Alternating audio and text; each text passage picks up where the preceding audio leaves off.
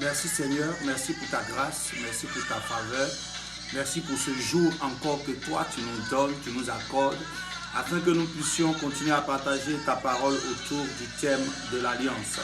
Je veux donc rapidement saluer toutes les personnes de l'Alliance et leur dire que Dieu vous bénisse parce que je sais que vous êtes déjà bénis en l'Éternel.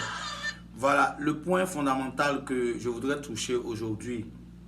Par la grâce de notre Seigneur Jésus-Christ de Nazareth, c'est une autre définition de l'alliance. Et donc, l'alliance comme la capacité divine qui renforce l'audace de l'homme. Laisse-moi répondre encore. L'alliance comme la capacité divine qui renforce l'audace de l'homme. Allons directement dans la parole de Dieu, dans le livre de 1 Samuel. Dans son chapitre 17, les versets 33 au verset 36. Nous allons encore toucher cette fameuse et merveilleuse histoire de David et Goliath. Mais ce qui va nous intéresser, c'est l'atmosphère, la mentalité de préparation de David avant d'aller sur le terrain de combat contre ce fameux Goliath. Voilà qu'il va arriver, tout le monde ne bougeait pas, personne ne bougeait, tout le monde paniquait pendant 40 jours, 40 nuits, le peuple d'Israël était statique. Et l'enfant va s'approcher. Et pendant qu'il prend son engagement, voilà que le roi Saül va rentrer on va dire, en dialogue avec lui. Et voilà ce qu'il va dire dans le livre de 1 Samuel 17, verset 33 à 36, que je vous invite à prendre. Je courais, il a dit ceci, Saul, sinon Saül, dit à David, tu ne peux pas aller te battre avec ce Philistin, car tu es un enfant. Et il est un homme de guerre dès sa jeunesse. David dit à Saül, ton serviteur faisait paître les brebis de son père. Et quand un lion ou un ours venait en enlever une du troupeau, je courais après lui, je le frappais et j'arrachais la brebis de sa gueule. S'il se dressait contre moi, je le saisissais par la gorge, je le frappais et je le tuais. C'est ainsi que ton serviteur a terrassé le lion et l'ours, et il en sera du Philistin, de ce incirconcis, comme de l'un d'eux, car il a insulté l'armée du Dieu vivant. Car il a insulté l'armée du Dieu vivant. Voici donc la mentalité dans laquelle David se trouvait pour pouvoir confronter ce Goliath. Bien-aimés, dans le Seigneur, nous devons tous comprendre quelque chose de véritable et d'essentiel. C'est que lorsque nous entrons en alliance avec Dieu, nous devons savoir que nous transportons Dieu avec nous. Parce que Colossiens 1, 27 est clair. Christ en nous, l'espérance et la gloire. Donc, nous devenons un dépôt de la présence de Christ, de la présence de Dieu. Nous ne sommes plus des personnes ordinaires. Nous ne sommes plus seuls. Nous sommes donc dans ce partenariat divin avec toute la capacité, l'autorité, le pouvoir de Dieu en nous pour pouvoir faire des exploits. Et c'est pour cela que le psaume 60, en son verset 14, pour certaines versions 12, pour d'autres disent, avec Dieu, nous ferons des exploits et il écrasera nos ennemis. Bien-aimé, David avait compris cela parce que David était un homme d'alliance. Il savait qu'il ne partait pas seul contre ce Goliath, mais il savait qu'il partait avec l'Éternel dans ce combat.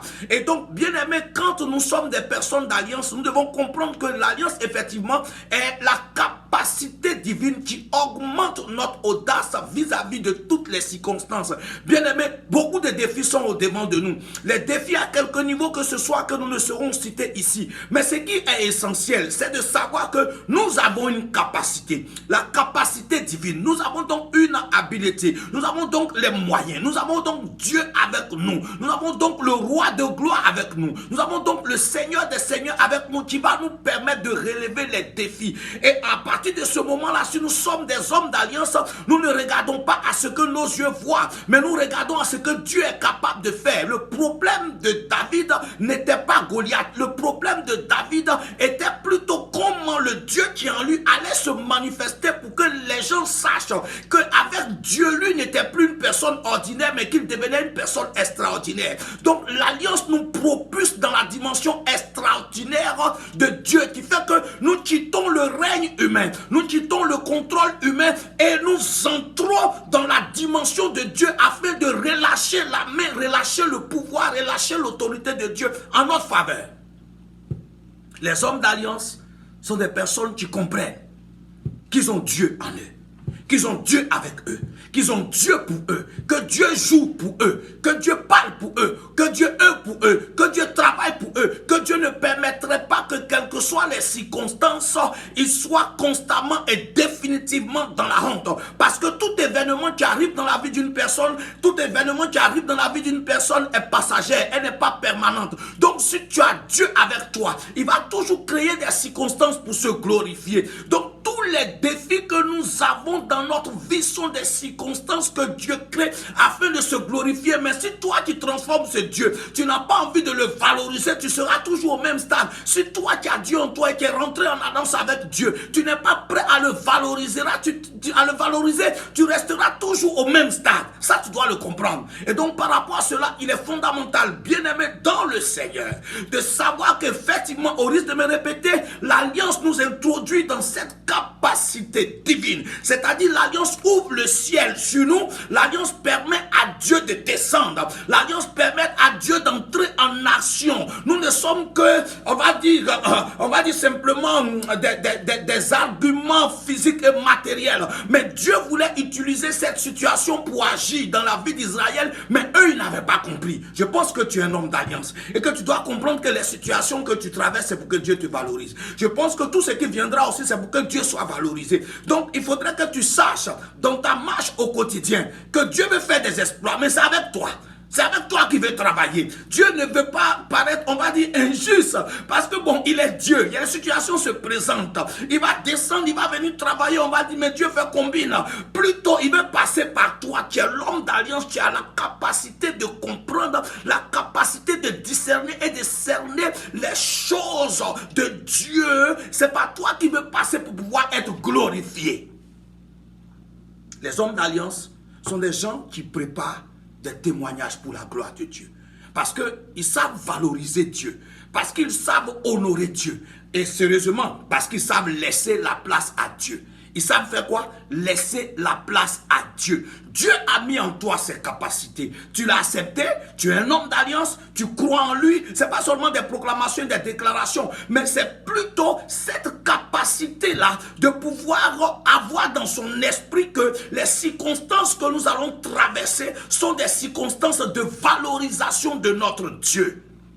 Il n'est pas un homme pour mentir, ni le fils d'un homme pour se repentir. Et donc ce que sa bouche déclare, sa main aussi est capable de pouvoir l'exécuter. Il dira quand le peuple d'Israël est en danger, quand le peuple d'Israël est bon, il dit je viens, je viens. Donc dans ton attitude, dans ta situation, dans tes défis, Dieu vient. C'est ça l'homme d'alliance. Dieu vient dans ta situation. Dieu introduit sa présence dans ta situation.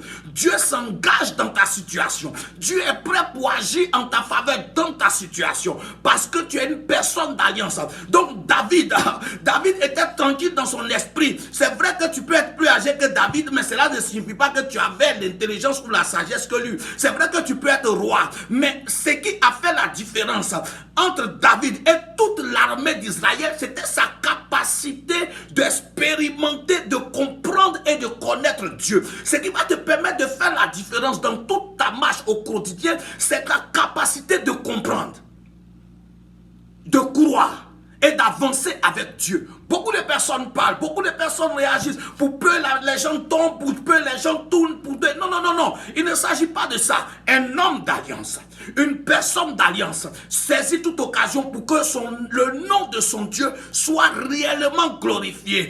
David était en train de dire de façon succincte, non. Saül, tu es roi certainement, mais tu n'as pas encore cerné parce que c'est la révélation de la parole de Dieu qui est claire et qui donne de l'intelligence aux simples. Ce qui signifie simplement que David n'était plus au stade du logos de la parole écrite. David était au stade du réma de la parole révélée pour les circonstances données afin que la matérialisation de cette promesse divine puisse se manifester. C'est à ce stade-là que David était. Et donc de façon pratique, il n'était pas au même niveau qu'eux. Eux ne pouvaient pas le comprendre. Eux pensaient qu'il partait à l'abattoir pendant que lui partait pour pouvoir glorifier le nom du Seigneur. Et c'est comme ça un homme d'alliance est. Des fois, il est dans des situations où les gens pensent qu'il s'en va à l'abattoir. Les gens pensent qu'il s'en va mourir. Les gens pensent qu'il est fou. Mais c'est vrai, ce sont les fous, selon Dieu, qui sont plus sages que les hommes qui sont des personnes d'alliance parce qu'ils opèrent dans la dimension du roi de gloire et du Seigneur des Seigneurs. Je voudrais maintenant m'arrêter là et encourager quelqu'un encore ce matin pour dire que effectivement, si tu es un homme d'alliance, souviens-toi que tu n'es pas seul. Souviens-toi que Dieu a déposé quelque chose de particulier, de glorieux en toi. C'est cette capacité-là qui vient de lui afin que ton audace s'amplifie et que tu puisses faire face clairement. Tu regardes tout droit dans les yeux la situation et tu dis je vais l'affronter. Tu dis elle ne me tuera pas. Tu dis elle ne me renversera pas parce que j'ai Dieu de mon côté. Et quand tu as Dieu de ton côté, c'est sûr et c'est sûr que l'Éternel va se glorifier parce que en toi-même tu sais que tu es devant les gens pas à cause de toi mais à cause du roi de gloire. David voulait glorifier Dieu et David a glorifié Dieu. Quand tu es prêt à glorifier Dieu et que tu t'abandonnes entre les mains de Dieu, Dieu aussi est prêt à t'honorer.